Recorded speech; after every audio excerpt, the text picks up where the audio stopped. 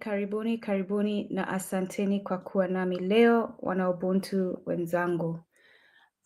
Just putting that message on our Twitter space.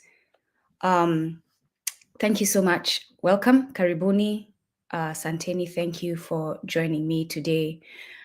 I have encountered different spaces lately where, and this has happened before, where I have tried to explain this vision of what we want to return to, what was once ours, right? Communalism. And where, when interacting with different WanaUbuntu, a majority of the people who call themselves revolutionaries, Black people, are pushing for communism, right?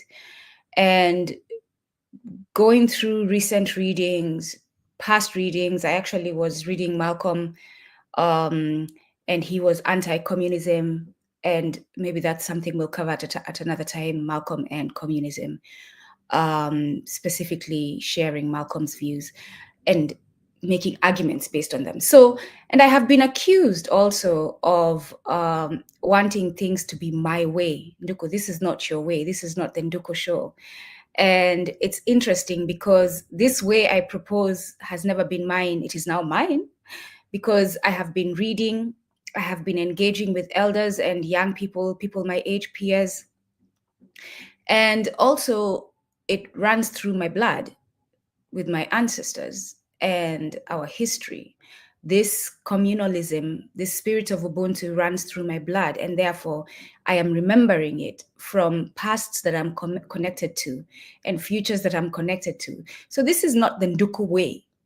This is not the Nduku way. This is the way that Nduku is mouthing out of her, or speaking out of her mouth, that has been influenced by reading, encountering others, speaking with others, common sense, logic, and a critical analysis of things and how things, football rivals listen. I have thick skin as thick as the elephant. I am of the elephant. I am a child of Nsiya Ubuntu. Your words mean nothing, but moving on and staying focused. So this is something that has been influenced by many other WanaUbuntu. It is not the Nduko way. And so Nduko has chosen through Kumbukeni, through this platform, to share it with you all and help you see this vision that is essential for our well-being, and not always lean on things that are proposed to us from the outside, right? From others. Again, today the topic is communalism versus communism. Communalism versus communism. And we'll get started.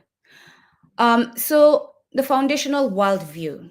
Communism is of European origin, right? It developed from European materialist philosophy, mainly by Karl Marx and Friedrich Engels in the 19th century. Their worldview is based on dialectical materialism, meaning it views human history and progress as being driven by material, economic conditions, and class struggle. So communism says that innately we are driven by material things, right? And therefore production is key to them. The central focus, it means the means of production, factories, land, labor, and how they are owned and controlled is the central focus of communism. As far as spirituality, it is an atheistic and secular religion, is seen as an opiate of the masses, a distraction from class struggle. And there's something to be said about that, because religion, Christianity, Islam, and Judaism, they are opiates of the masses. They are something to distract us from class struggle. But we Africans are talking about something else as far as spirituality. So we'll get into that. The goal is the abolition of private property. The goal of communism is the abolition of private property and creation of a classless society through a state-led revolution by the working class. Communalism, on the other hand, is of African origin. Ancient African societies, such as those of the Akan, the Yoruba, the Kikuyu, the Shona, the Igbo, the Congo, the Bakongo, and many others, introduced or practiced communalism long before colonization, right?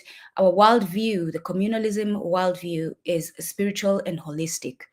Human life is part of the cosmos, interconnected with the ancestors, nature, and the unborn. The well-being of the community is the highest value.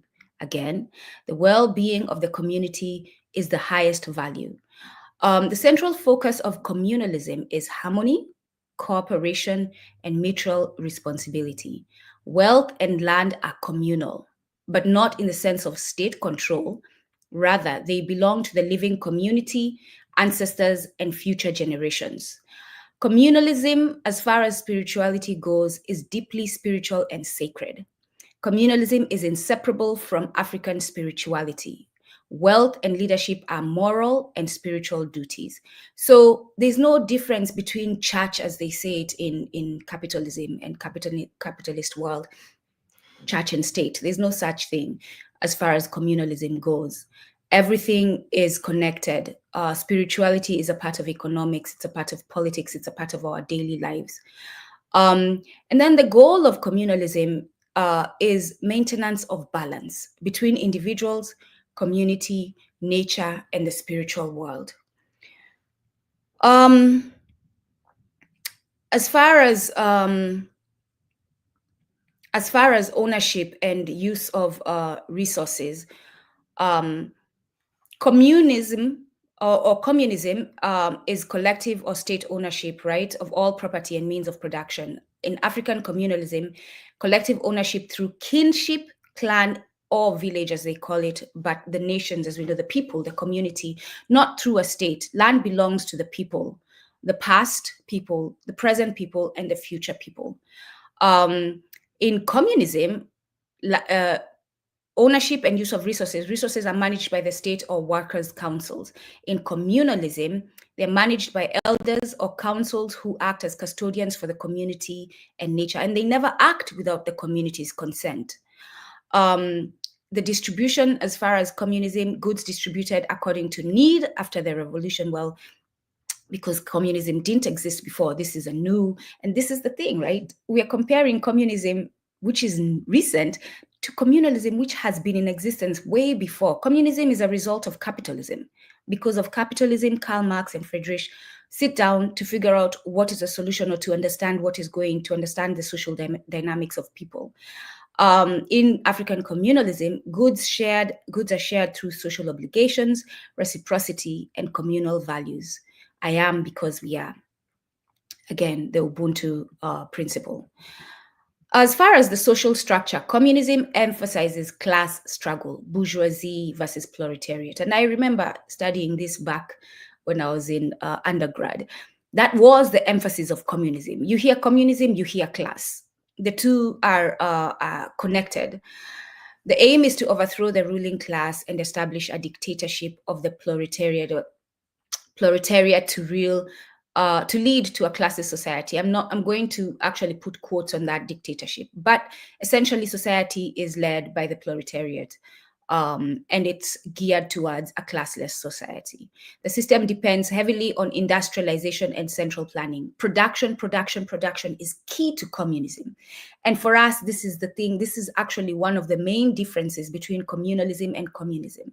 Because as we move forward, we're going to have to analyze what the damage that production has done to us, to humanity, what it has brought to us, and which is why I had the thumbnail showing destruction as a result of production, and harmony and peace with nature and greenery as a result of being one with nature and moving consciously to sustain nature, which is African communalism. African communalism, there are no classes in the European sense. There were differences in responsibility, elders, youth, spiritual leaders, but there was no exploitation. And that's another key difference, especially with capitalism. The key difference is there's no exploitation in African communalism. Leadership is service-based, not profit-based or authoritarian. Society is kinship-centered and not state-centered. Cooperation is natural, not enforced by ideology or by law. The role of the individual in communism is defined by class position, right? The worker, the peasant, the bourgeoisie. Because again, communism is a result of capitalism and feudalism, you could say. In African communalism, we're defined by relationship to the community and the ancestors, right? I know when I go back home that I'll be, in my language, we call it mba. So we are mba, such and such. You are of this family, and the families of many, many families, these large families of many, many families. And that's how you identify.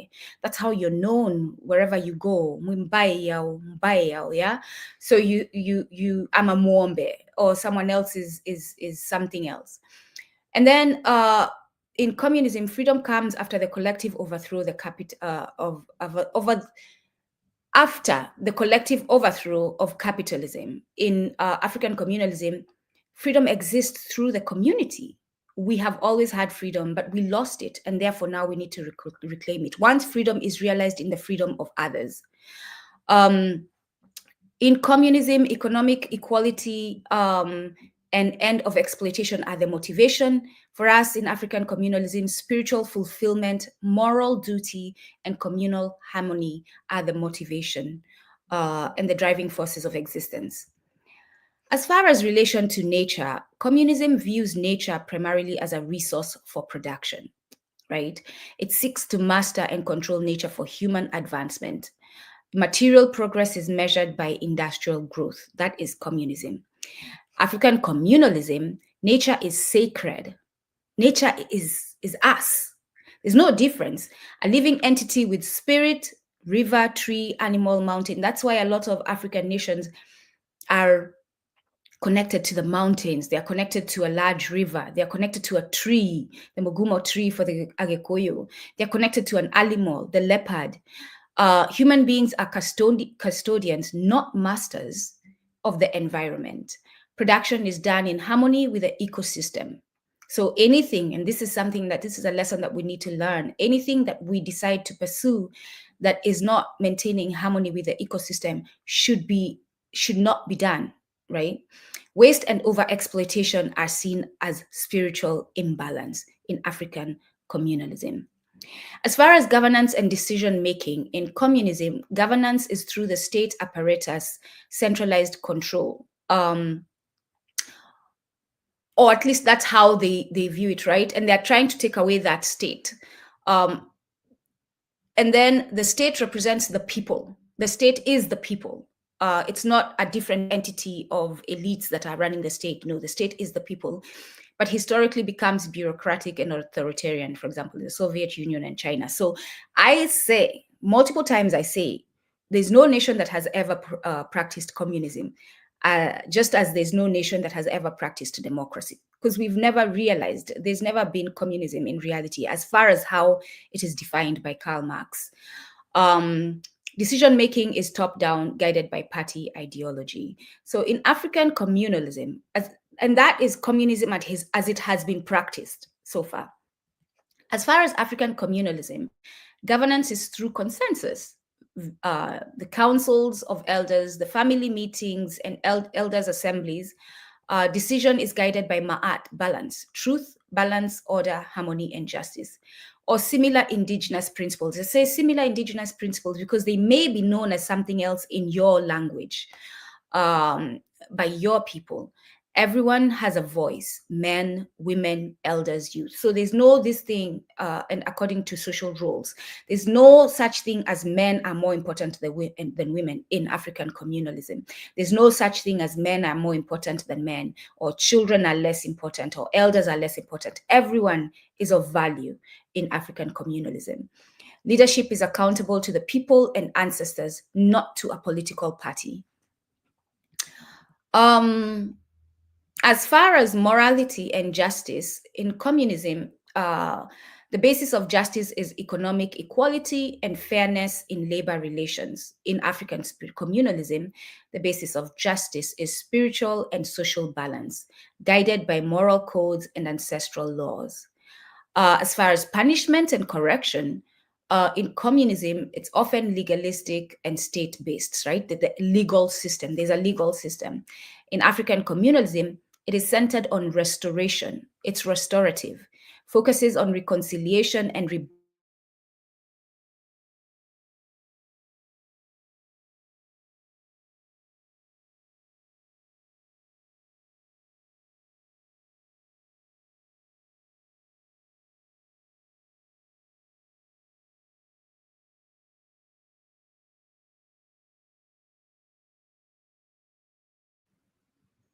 Sorry about that. My internet is acting up. So I was at as far punishment and correction and African communalism. So as far as punishment and correction, African communalism is restorative. It focuses on reconciliation and rebalancing relationships, unless it's really dire, as you've seen in many of our ancestors' writings, unless it's really dire.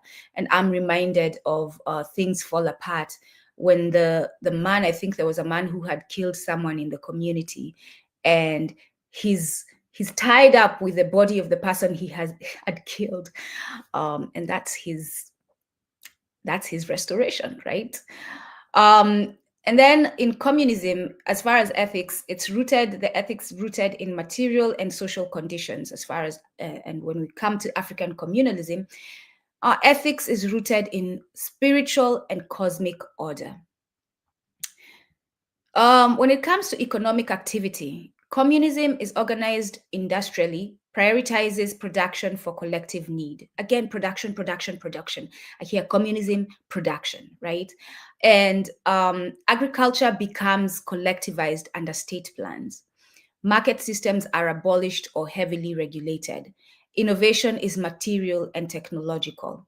So my fear, my concern is we embrace communism and agriculture is collectivized under state plans. And I think this has happened once, a few times in Russia, where the state or the entities decide that certain crops will be grown for the community because there's a need. Yes, there's a need, but you don't have the freedom to move and observe nature yourselves within the smaller community, where you see, okay, we know by observing the winds and how the rains are coming that this crop will not do well, we need to adjust. Where you have that flexibility to adjust to maintain and sustain the well-being of your people. That is the strength of African communalism as opposed to communism when it comes to agriculture. In communism, market systems are abolished or heavily regulated. And then innovation is material and technological. In African communalism, we're organized organically, right? Prioritizes subsistence, sustainability, and interdependence. Agriculture is sacred, tied to the earth and ancestral blessings. You have to honor the earth that is giving you the food. You don't separate yourself from the earth that is going to give you the food. You don't just till and overtill the earth, wanting your food and not observe the harm you're doing to the earth. That is African communalism. And this is the spiritual nature of African communalism. You pay attention to the earth to make sure that it is always happy, I'm putting in quotes, in order for it to give you healthy food. Healthy food, not just in how it looks, but also the energy that the earth gives the food. And then trade and barter exist, but not for exploitation. Exchange sustains social relationships. I always bring up this fact that even today when I'm at home and let's say, for example, we've run out of something, it is too late in the day to go to the shops, and our neighbor has something else, or even without running out of something, our neighbor needs a male goat to go and I'll say fertilize its female goats to mate. I'll say to mate with its female goats. We have a male goat. They have something else that we need, or they'll come with something else that is equal to the value of that male goat mating with their female goats, and that will be the exchange, and both of us are happy. That is African communalism. Innovation is social and spiritual. How to live harmoniously, not just how to produce more. Innovation is centered in living harmoniously. It is not centered in just production, without caring what production is doing to the community. The spiritual foundation of communism is materialistic and anti-religious. So there's no spiritual, like communism is not connected to spirituality. It is devoid of spirituality. And as an African, that should be the one thing that makes you walk away from communism, honestly, because you are a spiritual being innately. And as long as you live without acknowledging your spiritual side, you will always be incomplete because you are naturally a spiritual being. Communism sees spirituality as an illusion that prevents revolutionary consciousness. Society is guided by ideology and science, not spirit. When it comes to African communalism, it is deeply spiritual and rooted in African cosmology. The ancestors, divine forces, and nature are all part of governance and daily life. Morality, leadership, and economic activities are sacred responsibilities. There is no separation between spirituality, politics, and economics. All are unified under the spiritual order of life. Again, summary. Communism originated in the 19th century in Europe through Karl Marx and Friedrich Engels. African communalism is pre-colonial. It's pre-colonial and thousands of years old. Communism, its core idea is to abolish class through collective ownership of production. Communalism's core idea is to live harmoniously in shared responsibility and interdependence. Communism's spiritual base is non-existent. It is atheistic and materialist. African spirituality is very spiritual and ancestral. We are connected to our ancestors and future generations. Communism's economic model is centralized, industrial, and state managed, and or managed by the proletariat. African communalism is decentralized, it's agrarian, and it's community managed. Leadership in communism is party or state, and this is how it's existed, right? Which is why I say Karl Marx's vision of communism has never been realized. African communalism is a council of elders and community consensus. Communism is classless, very much focused on anti-class. It's stateless society. The state, again, this idea of state is run by the people. It's not a different elite because it's classless that runs state. No, it's the people. African communalism is balanced, spiritually aligned, and centered on community. African philosophical expressions of communalism, we have Ubuntu. I am because we are, and since we are, therefore I am, right? So everything you do, you keep in consideration your community and the well-being of your community, and you reflect, and if something is going to bring harm to your community, you do not do it.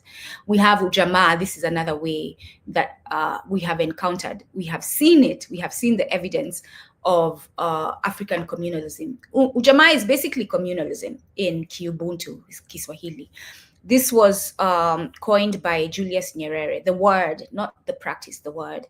And it's a modern reinterpretation of traditional African communalism, familyhood, collective work, and shared wealth. Ma'at is another way it's represented, truth, balance, and justice as guiding principles of society. And then you have the Ifa and Akan philosophy, emphasizing balance, reciprocity, and the interconnectedness of all things.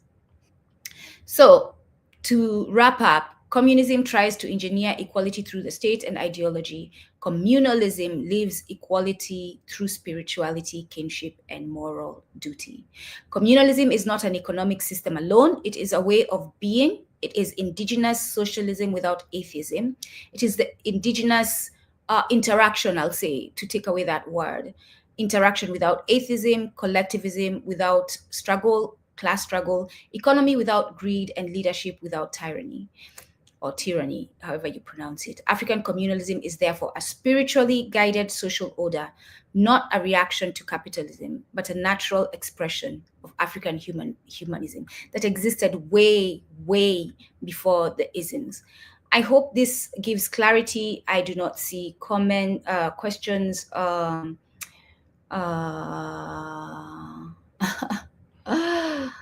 Oh my goodness.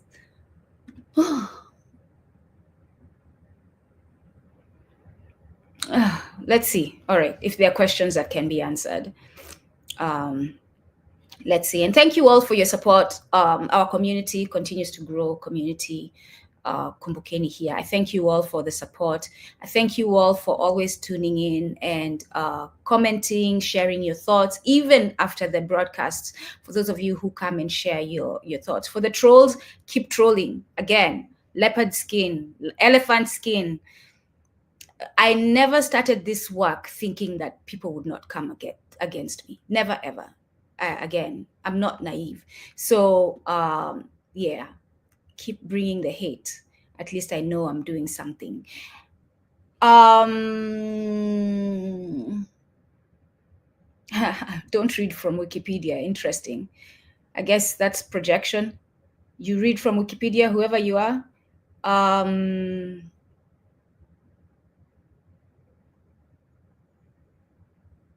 What is the name of the text? It is from different texts. It's not just one text. And again, like I said, the knowledge I share is not just one text. It's multiple texts that I have read. I recently read something by oh God, if I might butcher the name. Sheloane, I think is the name. Let me see if I can get that. That's a great book. Kito Sheloane. Let me see what the book is called.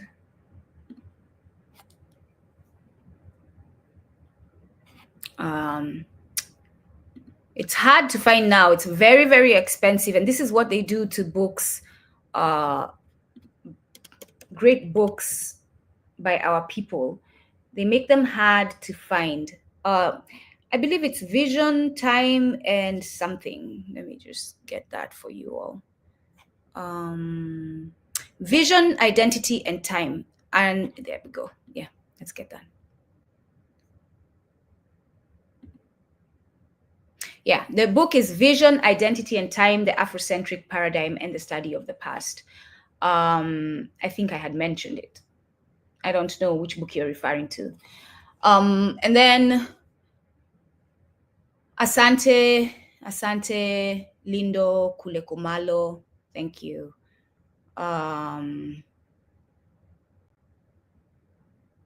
They weren't even thinking of us. Karl Marx, I mean, he may have encountered Africans where he stole ideas from, but I beg to differ. Like this whole thing that he thought of us when he was coming up with communism, I don't think is the case. He was thinking about Europeans and the well-being of Europeans. Yeah, the trolls are really active today. Well, at least we know we're doing something. Tuko. Where do African nations make mistakes here? Make mistakes in their willingness to be close to China? Is this a folly based on being too dependent on Chinese loan, or is there a better model for Chinese engagement? Yes, it is. It is, as you call it, a folly based on being too dependent on Chinese loans. And it's also evidence of a lack of, I mean, there's selfishness and greed involved in it too, and lack of morals. Like, let's just be real. These individuals do not have morals. They're not putting everything I read about African communalism, they don't practice, right? They're not driven by the well-being of their people, balance of nature. Ruto is busy selling land. Museveni is doing all kinds of crazy things. This woman, Samia, they're not led by what I just read in the last 30 minutes, African communalism. They are read by whatever they have been infected with from Western culture, from foreign culture, because Samia practices Islam, I believe.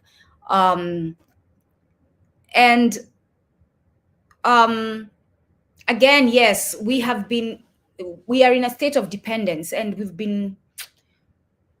a lot of us have been made to believe that the condition of Africa is our fault. It is somewhat our fault, but there are larger forces at play here, imperialism mainly. And therefore, it has intentionally put us in a state of dependency. And so here we are trying to manage dependency, and a lot of us are afraid to just walk away.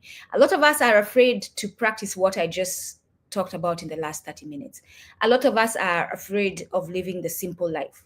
Like, I'll tell people that my dream is to go back to the simple life. Like, if I have a home, good land, healthy food, I'm caring for some animals, I have good shelter and some clothes. In fact, I would love to get to a place where I am making my clothes my own self, like from scratch, preparing the cotton, preparing whatever fabric it is that we'll be making the clothes from.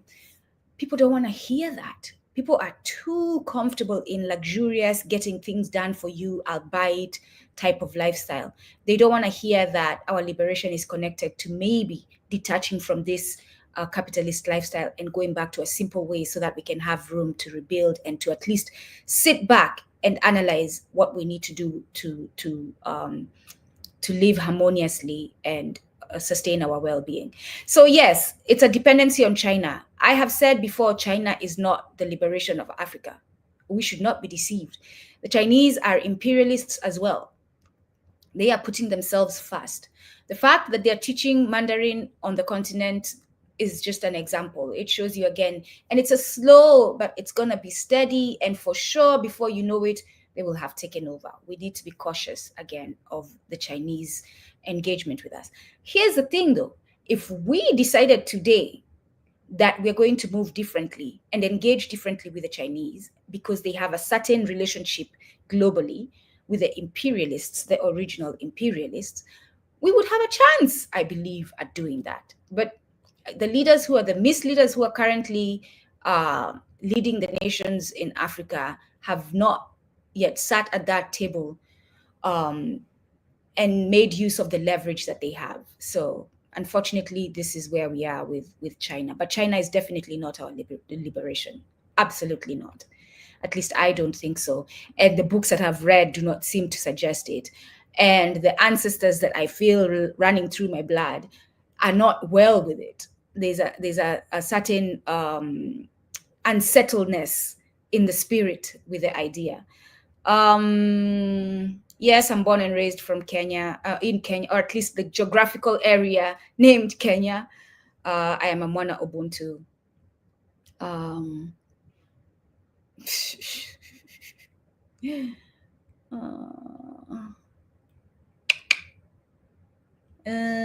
Truth be told, I mean,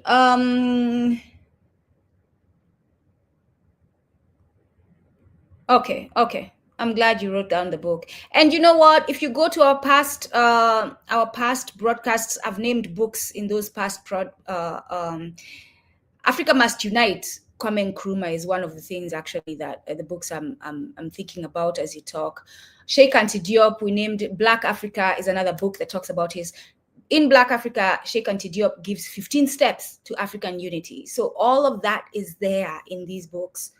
It may not name or speak of communism as communism because they're centered in Afrocentricity. They're looking at the world from an African perspective, so they don't bring up these isms. They're speaking from an African perspective. But you will see that sense of communalism spoken of in those different writings. Credo Mutua is another one. In his writings, you will see this. Yeah, that's true. Yep, that's true. Cheloane speaks very much about this idea of education being based on whiteness, right? The books that we read, the videos that we watch are all driven by white culture. And he cautions and tells us to move away from that and start reading books that are written by our people and start teaching from an African perspective. And unfortunately, the accent you hear is many years of going to British system schools. It is an infection that I hope I will get rid of someday. But in the meantime, I still speak my African languages. Wowa kumwende ata. That is my Kikamba, habari gani, mnaendeleaje, Kiswahili, Kiubuntu, and I'm grateful that I have not lost them. As Ngugi wa Thiong'o said, you can learn foreign languages, but make sure you have mastered your own languages. Asante sana ufundi. He says some of these books, I'll put this on screen for those of you. Some of these books can be obtained via ILL, interlibrary loan programs through the public libraries in varying US states. For those of you in the US, there's a resource that is being shared by our brother. Thank you, Asante sana. You hear that? That is my African culture taking over. Yeah, I'm keeping there for a minute for you all to see. Yes, absolutely. Well, that's an argument for another day. So again, asanteni sana for your support. And then for those of you who want to learn Ubuntu, otherwise known as Kiswahili, otherwise known as Swahili, join our Patreon, patreon.com/Kumbukeni. And let me get that up. And we have different tiers. I'm going to add children's tiers. And you'll see they're priced differently for families. So actually, let's put that one up. Let's take this one out. It's too busy.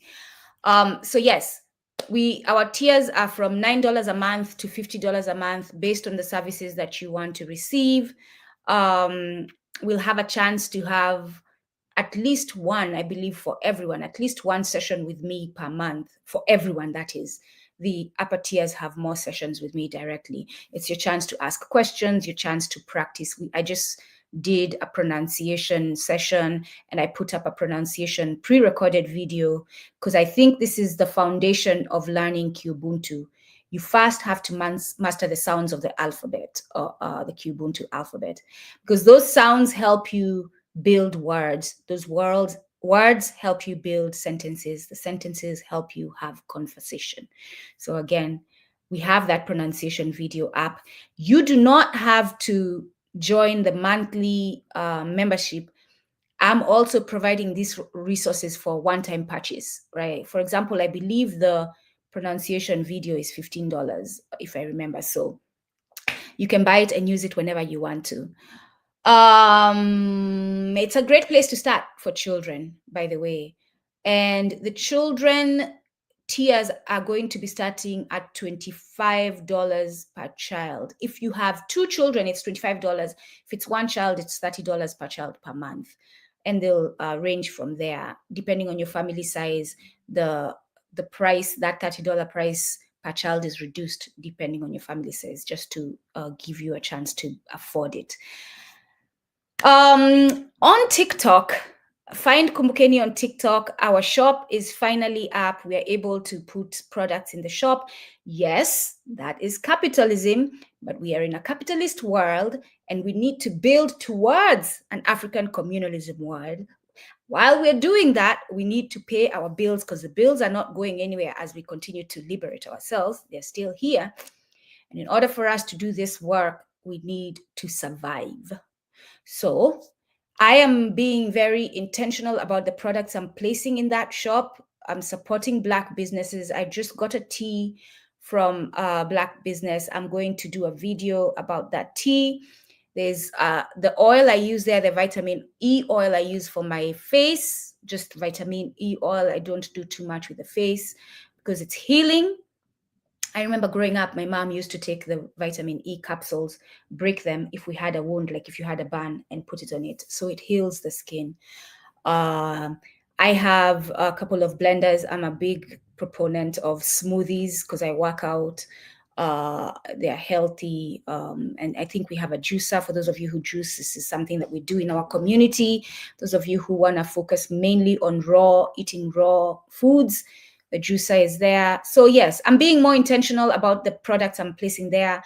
But if you'd like to support this work and you want to give money while still benefiting, people are asking, okay, if I give you money, what am I getting in return? Okay, so do your shopping, your Christmas shopping on Kumbukeni's TikTok shop.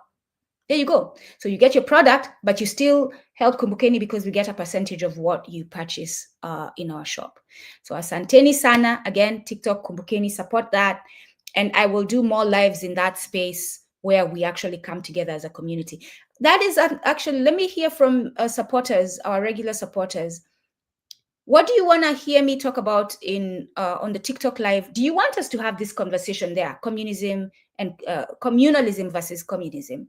Do you want us to go there and have this conversation? The live allows me to bring people on stage to share in the conversation, and therefore it's not just me talking, it's a community conversation. So let me know what your thoughts are on that. You can let me know on TikTok. You can send me messages there. You can send me messages here on YouTube. You can send Kumbukeni messages here on YouTube. You can send me messages on Instagram. You can send me messages through our email at Kumbukeni1. Put that up, Kumbukeni1@gmail.com. There you go. Yeah. So you can send your emails there, thoughts, ideas, what else you want to see on Kumbukeni, what discussions you want us to have, what has been bugging you, what are you stressed about? Because that's something else I'm thinking about, having spaces for both men and women where we can have some therapy, right? Because a lot of us cannot afford therapy. But this will be not a public space. This will be a space where we come together and we are vulnerable. So don't come there if you're not willing to be vulnerable. Because I've been with people who are, they feel a certain way when I speak about certain things. So that's a space where all of us, including myself, can speak about the things that we struggle with, including weaves, right? Like, don't come there being a weave hairer and be offended that we are talking about weaves in that space. Because this is part of our liberation. Like, wearing fake hair to cover your real hair is not good for our liberation. It's not good. It's not going to help you reclaim who you are as an African. So if you come to spaces like that, just know that we will be talking about that honestly, and you just prepare your spirit to go through it, to go through the discomfort, to arrive to a place of comfort for all of us. So I love you all, Black people. Peace, as long as you're willing to work for it. I heard that recently. I know it was said by, I don't know if it was Kwame Ture or who, I believe so, or Huey Newton. You all can chime in and share that.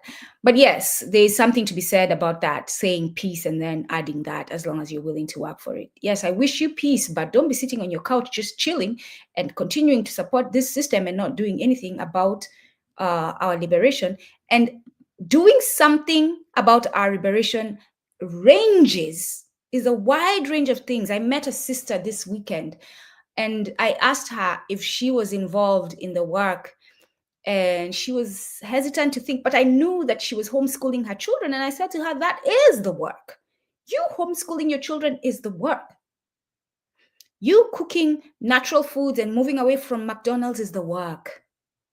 You sending money to an African community that is building is the work. You reading and decolonizing your mind is the work. The work shows up in many, many ways. You taking off your weave and putting on your natural hair, taking off the fake nails and these are some of the easiest ones, right? Taking off the fake nails and leaving your natural nails is part of the works, because I am beautiful naturally. I do not need to cover my nails for me to feel beautiful. I do not need to cover my hair for me to feel beautiful. I might change how I manage it so that it's more manageable in the lifestyle that we live, right? I do not need to show you my cleavage so that you are attracted to me, or so that I can, no, just the way we think about ourselves has to change, y'all. All right, now I'm rambling. Have a nice day. Siku njema, kila laheri, be well. Nduku, asante sana ufundi. Asante. You know what? I don't even care if you congratulate me. If I hear us all talking about WanaUbuntu, I'll be a happy spirit. I'm not even kidding. Like, if I go to spaces and everyone is saying WanaUbuntu, I don't even care if you say Credo Mutua coined it. I don't care if you say so-and-so coined it, as long as you're all using it. So be blessed, be well. Look forward to seeing you all in the streets. Again, check out my Instagram for those of you who are within the New York area. We're going to be gathering this weekend. Show up. Let's have these conversations face to face. Kila laheri. Kwaherini.